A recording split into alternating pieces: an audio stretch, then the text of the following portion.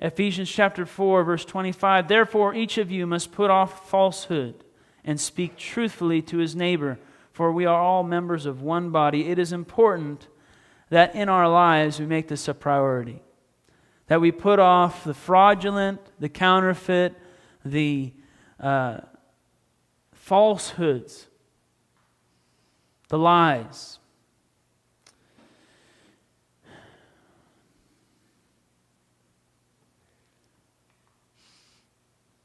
We want to do this in 5 areas. In parenting, as the ethnic group that you're in, you want to be genuine, you want to be real.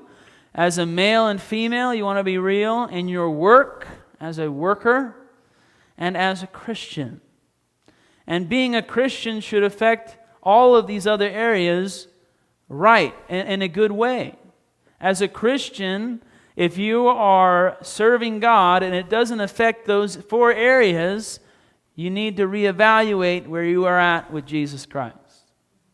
If you're just believing in God and it has no effect on being a better father, being a better spouse, being a better worker, being a better parent, then you need to reevaluate again. As Christians, Exodus chapter 20, verse 7, you shall not take the name of the Lord your God in vain, for the Lord will not hold him guiltless who takes his name in vain.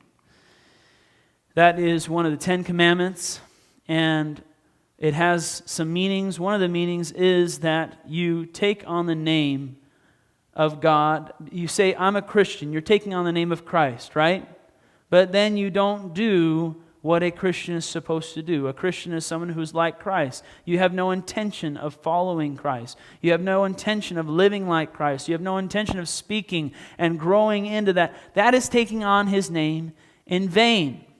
Not everyone who says to me, Lord, Lord, will enter the kingdom of heaven, but only the one who does the will of the Father who is in heaven. So we have a choice. We have to make that right choice to do God's will. You can't just say, I'm a Christian. I believe in God, but I'm going to reject his will. I'm going to reject his word. I'm not going to listen to it, as we heard this morning.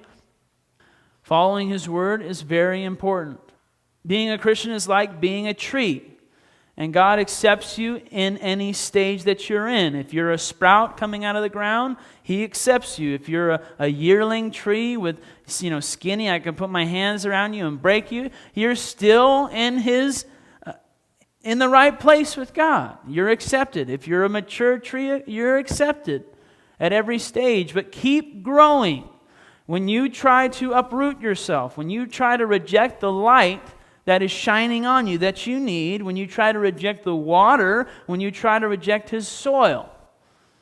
Okay, we can do this by replacing his presence with music and with people.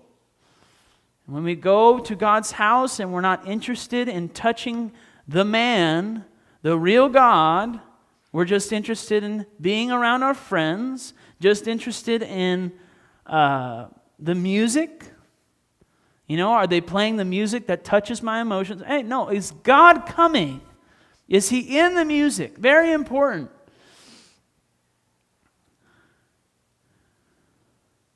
And we can replace his word with our own positive words, or we can replace his word with a pep talk or inspirational talk that is not scriptural.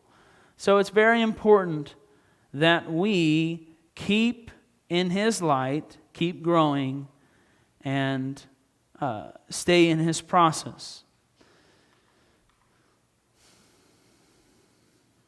Luke chapter 9, verse 23. He said to them all, whoever wants to be my disciple must deny themselves, take up their cross, and follow me. We will have to you're going to have to deny yourself the pleasure of sin.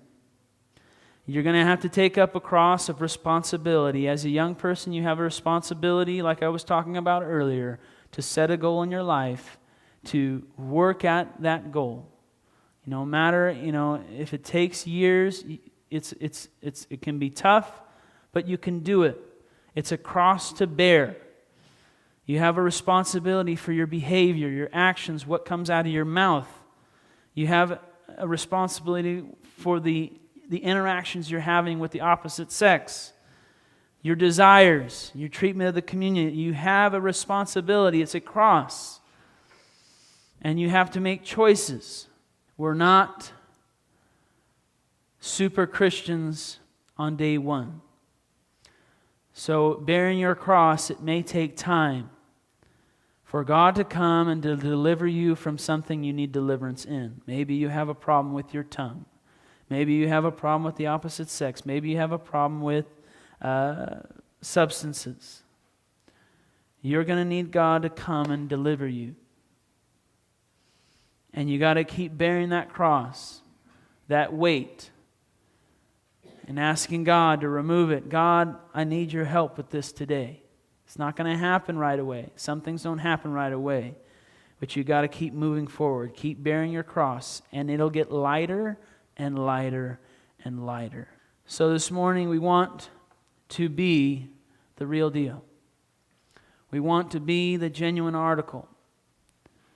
We want to be parents that people can say, that's what a parent should be. That's what a mother should be. That's what a father should be. That person.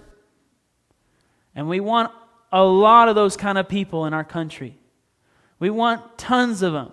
Millions of people that you can say, that's a parent.